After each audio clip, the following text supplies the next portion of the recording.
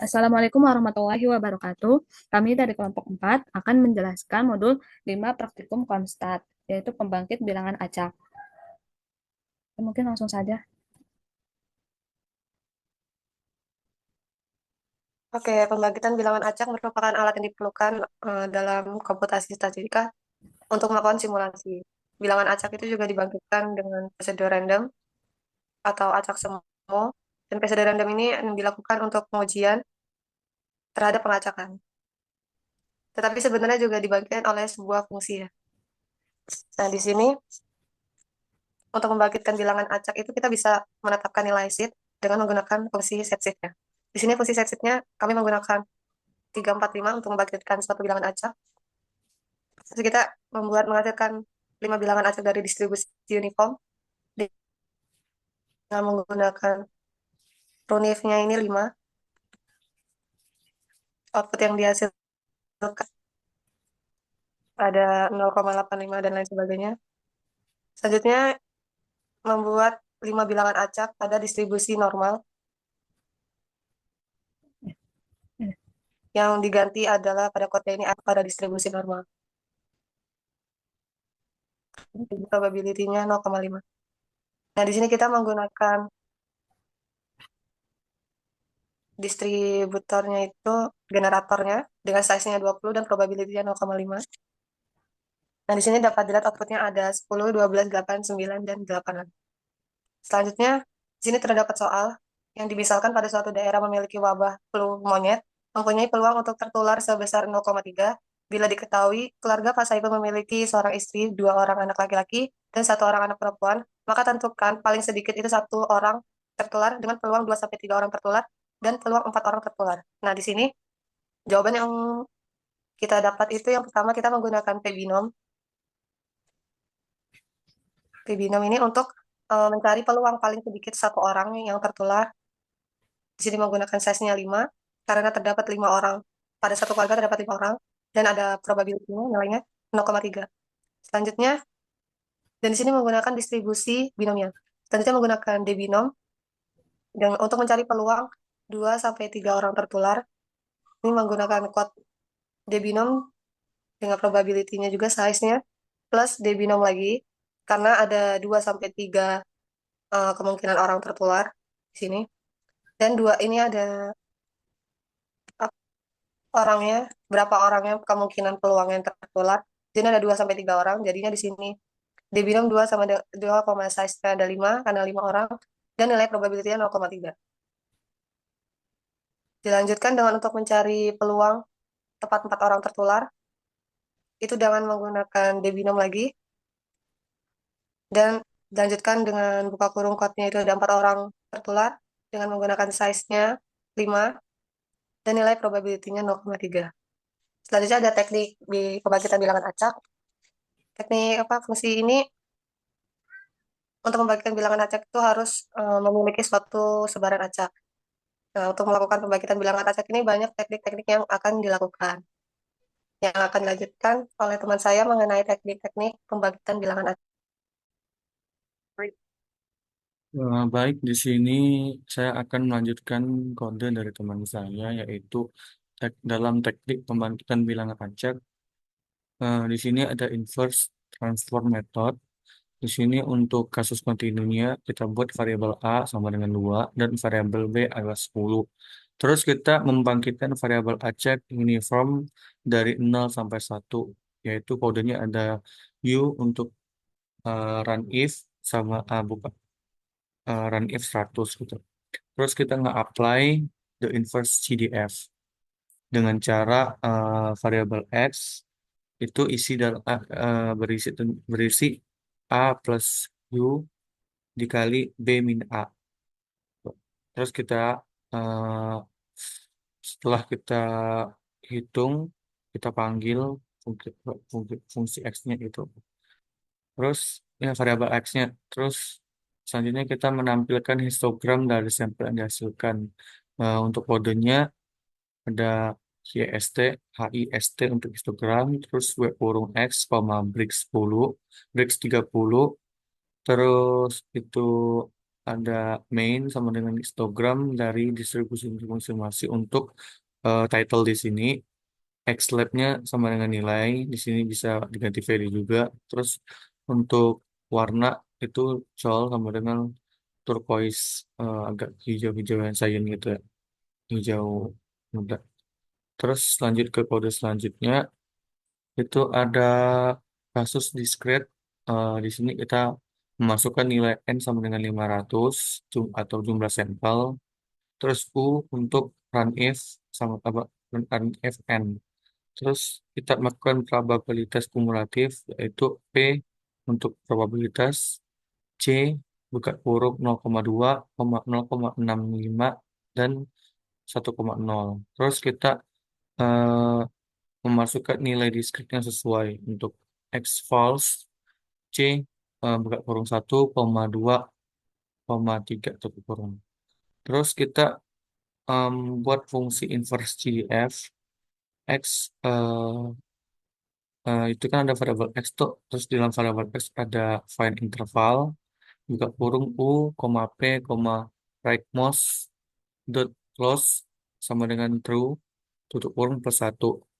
Terus di sini kan selain kita menghitungnya, kita juga akan menampilkan histogramnya dengan rumus his buka kurung X dari variabel X ini. Terus kita break sama dengan sec buka kurung 0,5, 3,5, koma by sama dengan 1 tutup kurung. Terus kita menentukan title-nya atau judulnya gitu. Di sini ada main sama dengan histogram dan distribusi discrete. Terus untuk Xlog-nya itu kita tulis nilai. Terus untuk warnanya itu ada warna rosy brown atau warna coklat. Terus koma right sama dengan true. Untuk outputnya seperti ini dari hasil perhitungan, dan untuk histogramnya sama seperti yang sebelumnya. Terus lanjut lagi ke kode selanjutnya. Kita ada di kasus pada model. Di sini kan ada menggunakan beta nih. Ada beta 0, beta 1, eh, beta 0 topi, sama beta 1 topi. Itu nilainya kita masukkan ada 0,81, 1,15, ada 0 sama dan 0. Terus untuk for i in 1 sampai 300 itu ada epsilon R norm 10, ada variabel X dari variabel X yang berisi R norm 10 sama variabel Y yang berisi beta 0 plus beta 1 dikali X dikali variabel X plus epsilon. Terus ada OBJ, ada objek, itu isinya ada len, lm, eh, Y sampai X. Terus ada B0 topi, tanda apa di dalam B0 topi itu ada B0 topi koma OBJ dolar koefisien 1. Terus kalau B1 topi ada B1 topi koma objek dolar koefisien 2. Terus untuk eh, hasilnya sendiri itu kita masukkan rumus matriks, eh, buka kurung C koma rata-rata rata-rata dari B0 topi, terus koma standar deviasi dari B0 topi, terus rata-rata dari B1 topi, terus standar deviasi dari B0 topi, B1 topi, terus ada kita n row-nya untuk barisnya 2, terus n color-nya 2, terus color kolom. Jadi kita di sini bakal menampilkan matriks 2 kali 2 gitu, karena row itu kan baris dan call to kolom gitu buat eh, terus kita lanjutin ke row names. Row names itu untuk menambahkan menamai barisnya itu. Terus itu untuk menambah hasil, untuk menampilkan hasil. Terus kita masukin min, mean sama SD itu berarti artinya rata-rata dan standar deviasi. Terus kita lanjut ke baris selanjutnya, itu ada penamaan kolom atau call names, hasil, terus eh, C buka kurung itu, jadi kolom pertama itu ada beta 0 dan kolom kedua itu ada beta 1. Terus untuk menampilkan hasilnya kita eh, ketikkan hasil itu. Nah, untuk punya sendiri ini dari hasil perhitungan nilai-nilai variabel yang untuk kita buat, untuk hasilnya bisa dilihat sendiri.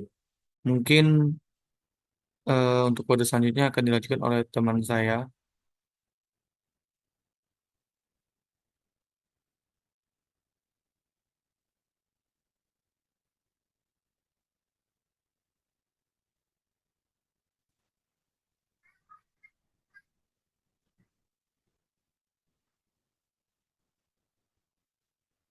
Baik, selanjutnya itu untuk metode pembangkitan bilangan acak yang akan dibahas di sini yaitu acceptance uh, acceptance rejection method yang biasa disingkat dengan ARM atau ARM.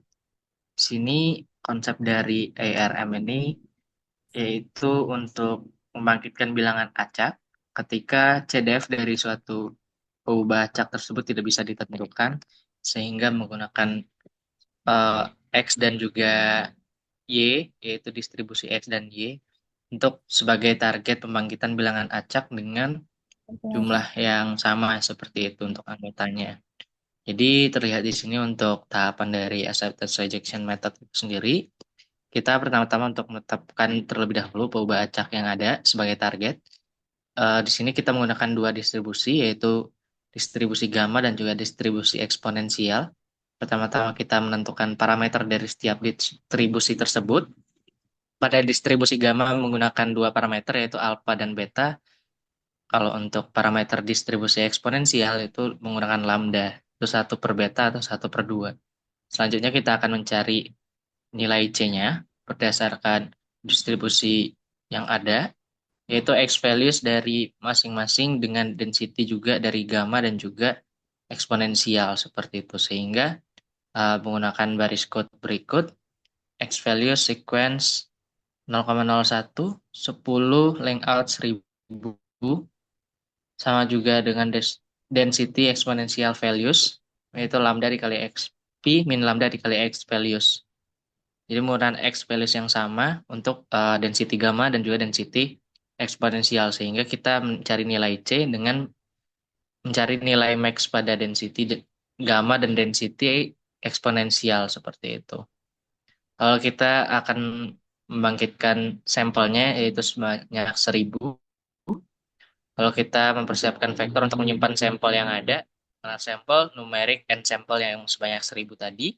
Lalu kita akan melakukan metode acceptance rejection methodnya sendiri, yaitu menggunakan fungsi for i in 1 sampai n sampel sebanyak 1000 tadi, diulangi terus-menerus untuk menghasilkan sampel dari distribusi proposal atau eksponensial menjadi distribusi awal, dan juga menghitung densitas dari distribusi gamma secara manual. Density gamma di dalam for-nya juga. Lalu kita akan menghasilkan sampel dari distribusi uniform tersebut untuk kita bandingkan nilai U-nya sebagai nilai U-nya, yaitu kita U run if, yaitu menggunakan distribusi uniform 1,0, C, yaitu C yang kita dapatkan tadi menjadi sebagai batas atas seperti itu. Lalu acceptance rejection-nya sendiri itu kembali menggunakan if ketika U kurang dari density gamma per lambda dikali XP min lambda kali X proposal, itu samples dari I akan dimasukkan nilai X proposal sehingga selesai, dan selesailah dari metode acceptance rejection. Lalu kita akan tampilkan histogramnya dari hasil sampel yang kita tampilkan seperti berikut, yang menunjukkan distribusinya, distribusi kiri karena terjadi penumpukan data di sebelah kiri, dan semakin ke kanan dia semakin menurun. Terima kasih. Selanjutnya dilanjutkan oleh